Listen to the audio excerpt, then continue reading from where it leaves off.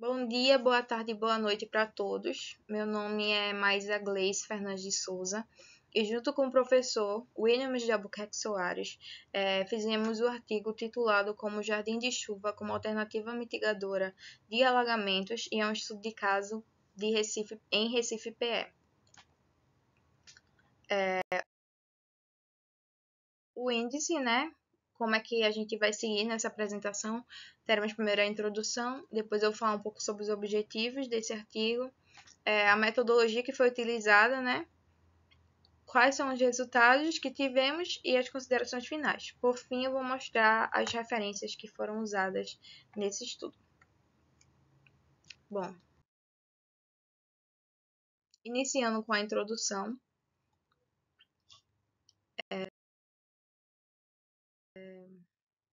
um ponto que a gente deve pensar é o que causa, qual é o ponto de partida, vamos dizer assim, qual é onde começou tudo para ter esse alagamento assim no Recife. E a gente vem com essa urbanização desordenada, que foi justamente com o aumento dessa população mais centralizada, né? E o crescimento no geral da população em Recife, acaba que muitas áreas foram impermeabilizadas sem nenhum estudo prévio. Então a galera foi morando, foi construindo, sem ter planejamento, né? Não foi uma cidade planejada. E tudo isso faz com que as áreas que antes eram permeáveis, que a chuva batia e penetrava ali no local, acabavam escoando e indo para os canais, as áreas, os pontos de drenagem de esgoto do Recife. Porém, a drenagem de Recife não era e não é, né, tão perfeita para isso, né? Mas justamente porque o crescimento da cidade não foi planejado. Então, esse sistema de drenagem que é responsável pelo escoamento dessas águas pluviais é o mais afetado nessa situação. E apresenta diariamente essa redução na sua vida útil. Até porque não ainda vai crescendo a população, a tendência é crescer mais a população. Porém, a cidade não é planejada. Então, esse ponto dessa urbanização desorganizada, desordenada, acaba impactando nesse ponto e causando mais alagamentos na cidade. Outro ponto, assim, puxando, né, o que é que pode fazer, como é que a gente pode trabalhar nesses alagamentos, já que o sistema de drenagem não tem total capacidade de combater esses alagamentos. Justamente reter a água da chuva diretamente na fonte, que são esses jardins de chuva, outro exemplo também telhado verde, são vários métodos mitigadores, sabe? E nesse estudo aqui a gente está falando sobre o jardim de chuva, como ele pode reduzir o alagamento, né? No caso, ele vai ser um complemento, né, para o sistema de drenagem do Recife, para ajudar com esses alagamentos localizados, né? Não, o jardim de chuva em si, ele não vai conseguir combater totalmente os alagamentos de Recife. Ele vai ajudar, auxiliar o sistema de drenagem para combater alagamentos localizados. E a simulação com hidros, né, que a gente faz, que esse hidros ele simula o fluxo unidimensional da água. E no caso a gente é como se fosse um perfil só, né, do solo, vamos dizer assim, para a gente saber como é que funciona cada etapa dessa. E ele usa a equação de Richards, desculpa se eu tiver falado errado, né? Que é esse movimento da água com a saturação variável. Então pode ser um solo tanto saturado quanto insaturado, né? Na verdade, o hidros em si a gente pode colocar várias condiçõezinhas que ajudam a chegar no melhor resultado possível do nosso estudo, né? Para chegar mais próximo da realidade, vamos dizer assim. Aí a gente tem as justificativas. O que foi que levou a gente a escolher aquele local em si? Bom, primeiro, a Rua Benfica, ela é uma conexão para vários locais importantes. Por exemplo, tem ali a cidade grande do Recife, né? É crucial. O centro, na verdade, da cidade do Recife ali é muito importante. Conecta ao Derby. O Derby tem muitos pontos de ônibus que a galera usa para se locomover, para ir trabalhar, para estudar. Então, aquela área ali, próxima à Rua Benfica, é extremamente importante. Além de ter hospitais, né? Tem hospitais, moradias, a galera vai trabalhar no centro de Recife. Como a gente sabe, a economia ainda é muito centralizada no Recife, no centro do Recife. Então, toda aquela área ali é muito, muito importante para a galera ir trabalhar, estudar e, entre outras coisas, principalmente também a questão do hospital. Tem ali a restauração, que é um hospital muito importante, e vários outros hospitais que tem ali na proximidade.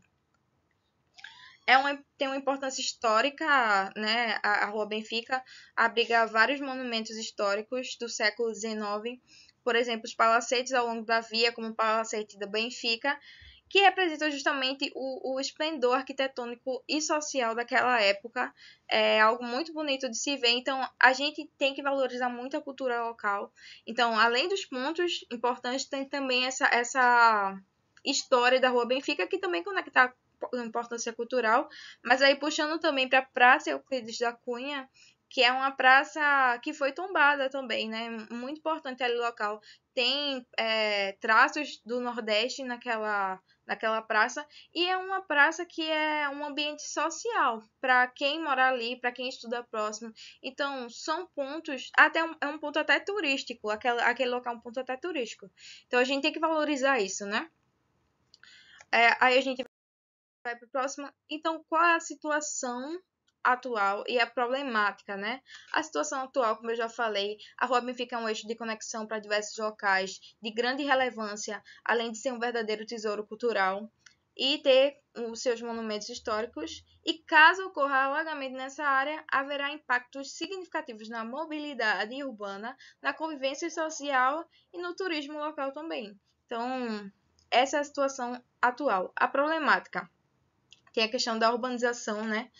Como eu já tinha falado, é o primeiro ponto. Aí teve a urbanização desorganizada, tem a chuva que acontece, sobrecarga no sistema de drenagem e automaticamente causa alagamento. Então, como é que a gente pode combater esse problema? Combater assim, né? Como é que a gente pode mitigar esse problema? Aí a gente vou trazer aqui os objetivos desse estudo que a gente fez. Bom,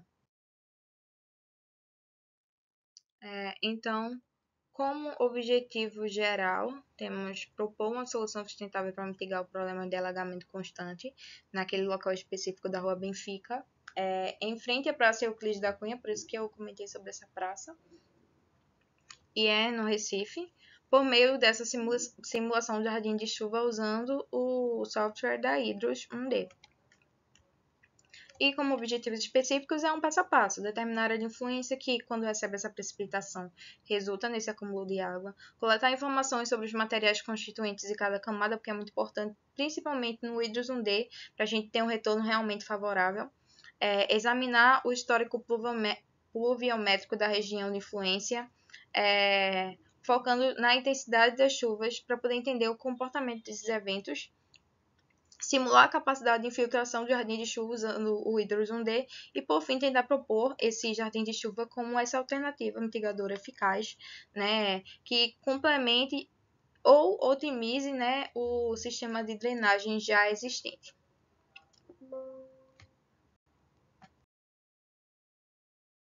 O próximo ponto é a metodologia, né, que nessa metodologia a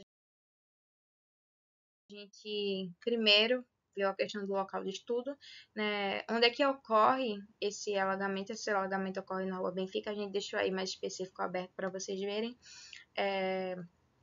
que é localizada na cidade do Recife. Aí, essa área em vermelha é justamente a cidade do Recife, e esse pontinho aí que foi puxado para o lado que tem uma imagem, é a imagem do alagamento no local que a gente está estudando. E Recife fica no Brasil, em Pernambuco. Então, a gente abrangeu aí essa imagem toda para ter uma noção de onde fica o local que a gente está estudando. E a área de drenagem, a gente considerou uma área ao redor, assim, daquele alagamento. Uma área que a gente sabe que a chuva que cair ali, ela vai drenar para o jardim de chuva, sabe? Para o sistema de drenagem ali do local também. Então, A gente viu que lá tinha 2 metros de largura para 22 metros de comprimento, totalizando 44 metros quadrados ali da área que a gente considerou de drenagem. Aí, onde a gente pegou os dados da chuva daquele local, a gente foi no CEMADEM, que é o Centro Nacional de Monitoramento e Alertas de Desastres Naturais, e no ano de 2023, que foi o que a gente considerou, teve um total de 194 dias de chuvas, né? E esses dias foram analisados no Jardim de Chuva. Essa imagem aí é para mostrar para vocês. Não vai dar para ver todos os dias, especificamente com a datinha bonitinha, porque é muitos dias, né? Mas a gente tentou trazer um gráfico geral só para dar uma olhada assim na variação visual da chuva. E como é que a gente fez essa simulação? Como a gente primeiro viu lá o local, depois a área de drenagem, e agora a gente vai pegar com os dados da chuva ver essa simulação no Hydros 1D. É a versão 4.14 que a gente usou. E nesse estudo a gente propõe a modelagem de 2 jardins de chuva, com dimensões de 5 metros de comprimento para meio metro de largura cada. No caso, fica 5 metros quadrados. E para a fronteira superior do jardim de chuva, a gente aplicou a condição de contorno atmosférico, né? E a condição da fronteira inferior foi definida de uma forma que levasse em consideração a proximidade do nível freático. No lado dá para ver uma imagem da ideia do jardim de chuva da gente, né? A camadinha de substrato, areia, brita, que tudo isso é a camada de um jardim de chuva. E, por fim, a própria camada do solo já existente e abaixo tem lá o nível freático. Aí tem manta geotêxtil e concreto. A manta geotêxtil, a primeira manta é para que a raiz da plantinha de cima não penetre ali naquela parte. E a segunda camada é para a areia não entrar nos vazios que tem da brita, né?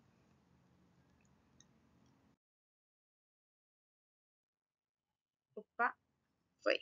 Então a gente tem essa parte da simulação de jardim de chuva também, que é a tabela, essa tabela que tem aí, tem os percentuais de argila, silt, areia e pedregulho. A gente fez esse levantamento usando outros estudos que foram feitos nas proximidades ali, né? Barros et al. 2021 e Perúnico et al. Também 2017.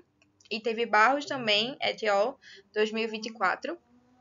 E ele tem a classificação de cada camadinha que eu tinha mostrado anteriormente. Substrato, areia, brita, areia franca. Então tem o percentual de cada um ali do ladinho, né? A classificação, desculpa, tem a classificação, que é substrato, areia, brita e areia franca. E tem o percentual de argila, silt, areia e pedregulho bonitinho aí pra gente. A gente usa isso tudo no Hydros 1D. E também tem os parâmetros hidrodinâmicos, né? Que o Hydros 1D pede. E isso é muito importante para a gente ter aquele retorno favorável, aquele retorno mais próximo da realidade que a gente quer. Então, aí tem todas as numerações. Também usamos os estudos anteriores para próximos ao local para poder fazer esse trabalho da gente. E temos então os nossos resultados de acordo com tudo que a gente pesquisou.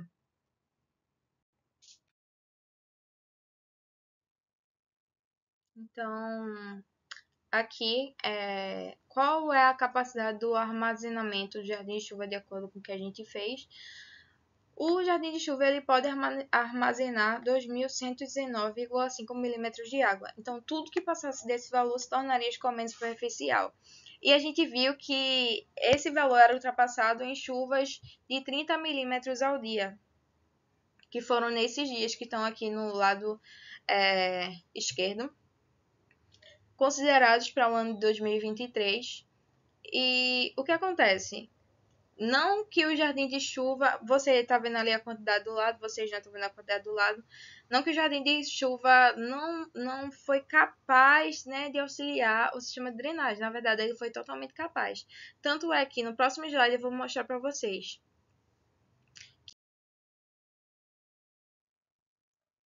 Então a gente consegue perceber que aqui, visualizar aqui que dias de alagamento com e sem jardim de chuva. Sem jardim de chuva, a gente teve 194 dias com alagamento lá naquele ponto, e com jardim de chuva, a gente teve apenas 15 dias. Então, esse valor diminuiu drasticamente, de 194 para 15 dias, que demonstra que o jardim de chuva consegue sim auxiliar o sistema de drenagem. Aqui, vocês podem ver nesse ponto que o volume de chuva registrado, né, em um dos maiores dias, no maior dia, na verdade, que foi em fevereiro, dia 6 de fevereiro de 2023, o volume de chuva registrado foi 116,4 milímetros ao dia. A drenagem que foi naquela área de influência para o jardim de chuva foi 6.006,55 milímetros, e o escoamento superficial foi de 3.887,5 milímetros. Então, tudo aquilo que ultrapassou o valor a capacidade máxima do jardim de chuva se tornou escoamento superficial. Mas a gente tem que visualizar que nesse dia a chuva foi 116,4 milímetros por dia. Esse valor é um valor muito grande para a cidade do Recife. Já nesse dia, significa que não só foi o único ponto que alagou ali, não. Foram vários outros pontos. Aí,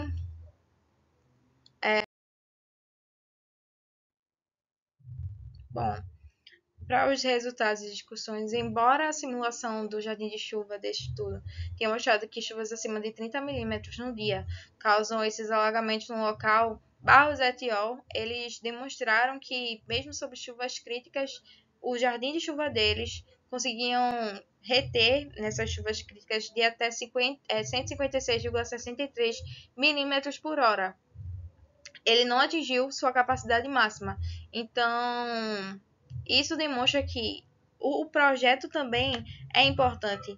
A dimensão que a gente estudou foi uma, mas possa ser que aumentando aquela dimensão, ele tenha a capacidade de reter ainda mais chuva ali no jardim de chuva.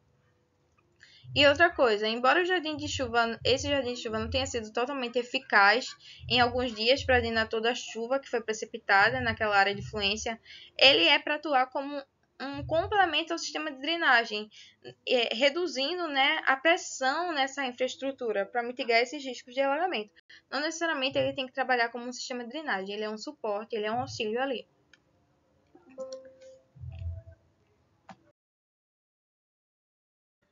Então, para as nossas considerações finais,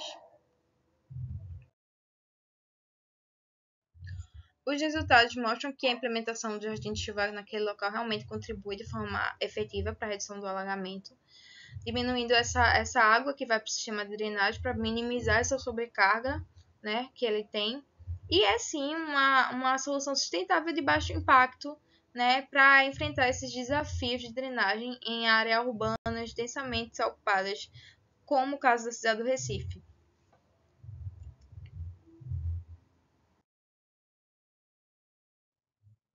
E como proposta de trabalhos futuros, a gente quis trazer para quem quiser estudar mais sobre esse tema nessa área, realizar uma análise aprofundada sobre a influência dos diferentes tipos de solos e materiais na eficiência, né, dos processos de infiltração e retenção de água, ampliar o estudo para áreas com necessidades urbanas distintas, integrar soluções complementares de infraestrutura verde, com o objetivo de potencializar os benefícios ecológicos. Então, não significa que só quer uma casa, por exemplo, tem um jardim de chuva, ela não vai poder ter um telhado verde. Tem como sair somando várias outras coisas, né? E realizar simulações sobre diversos cenários climáticos, né? Bem como uma análise econômica e de custo-benefício, né? Para saber também se o custo-benefício a longo ou curto prazo é importante a gente ver isso, para avaliar a previsão e a eficácia das estratégias propostas. Por fim, as referências, né, do nosso estudo, algumas das referências estão aqui.